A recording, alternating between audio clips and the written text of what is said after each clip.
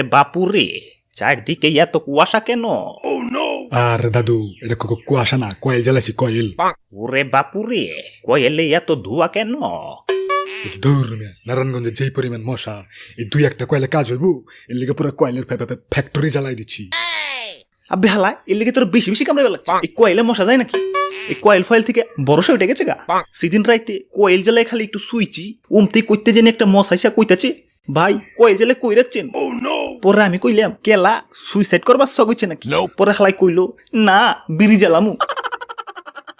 ওরে বাপুরে, মশার যন্ত্রণায় জীবনটা তেনা তেনা হইয়া গেলে। ভাই ভাই ভাই ভাই, লইরেন না ভাই, লইরেন না। আবে হালাই লুরুম না কেলা, কি হয়েছে?